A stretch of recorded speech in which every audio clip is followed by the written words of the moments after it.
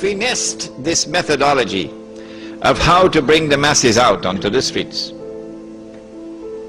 And this is what is about to occur. As the masses go out onto the streets, the ones who are going to be targeted are the pro-American regimes in the Arab world. The objective? To get one or more of these regimes to fall. Television will now get to work around the world, CNN leading the pack, and the media around the world will now be used to portray an impending scenario in which, like the domino effect,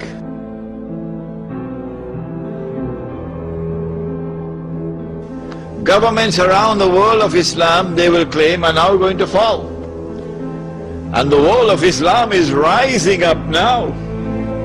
And one-eyed Muslims, of course, are going to believe it.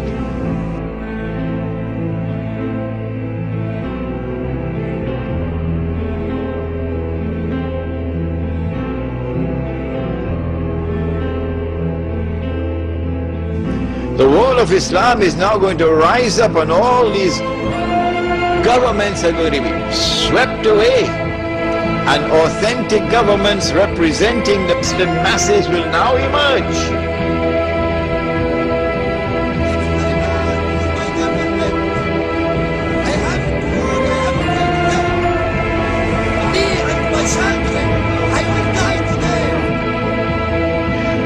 And therefore the Jews are going to have their throats cut.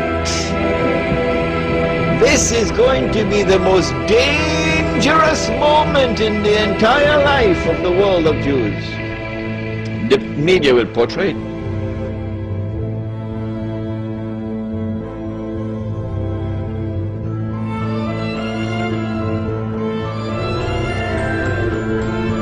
If we don't do something, we will all be slaughtered by these Muslim fanatics.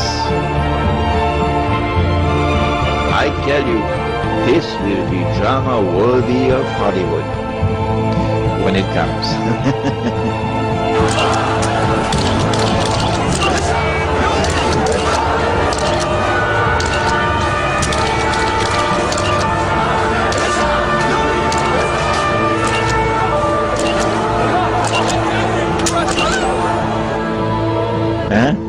They must be hating me now for revealing their secrets. It is in this scenario that Israel will say, we have to do something. If we just sit here and do nothing, the state of Israel will be destroyed and the Jews will all be slaughtered. What can we do? They call it a preemptive strike. A preemptive strike. But it won't be a preemptive strike. It will be the most dazzling display of the magnificent application of state-of-the-art military technology that will leave even Uncle Sam in the backyard. It will be a lightning strike. Israel has to put on this magnificent display of military power and state-of-the-art technology beyond anything else that the world has ever known, in order for Israel to impress upon mankind the validity of its credentials that is now going to become the new ruling state in the world. And so Israel gets to hold on to the fruits of her naked aggression. And Israel takes control of the oil of the Middle East. It may be that it will be that moment when the US dollar collapses, when Israel becomes the ruling state in the world. Then Israel will rule the world for a day which is like a week, because the war on Islam is going to intensify like nothing you've ever seen before.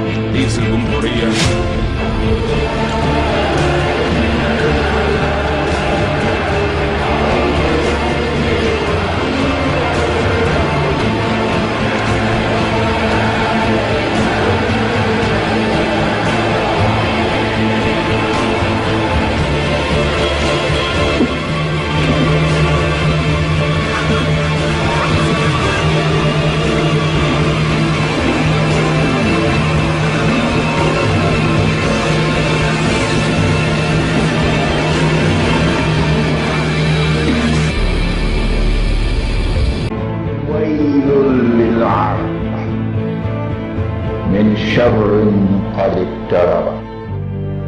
Nabi Muhammad alayhi salatu wasalam was asleep in the home of his wife Zainab radiallahu ta'ala anha. He woke up from his sleep, was so terrible, that his face was red, flushed, red.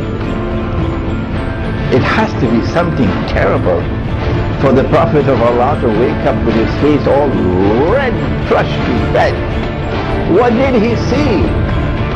He woke up and he spoke these memorable lines. Woe unto the Arabs because of an evil, an evil. It can't be an ordinary evil for his face to be so flushed red. It has to be a very great evil, which is now close. And then he raised his hands like this and he said, today. He said, today, a hole has been made in the rudder. He didn't use the word sun, he used the word rudder. Today, a hole has been made, indicating that the great evil is going to devastate the Arabs, has not as yet occurred.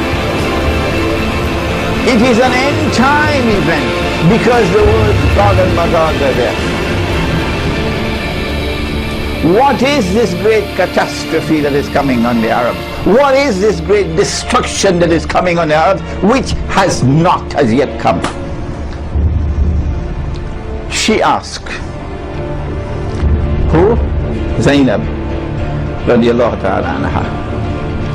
Will we be destroyed? Anuhlika, halaka, to destroy? Will we be destroyed? This is the word she asked. Will we, the Arabs, be destroyed? He said, Na'am, yes. And then he went on to use words I never understood until recently, until I saw the pathetic state of Islamic scholarship today, and the even pathetic state of those who lead Muslims today.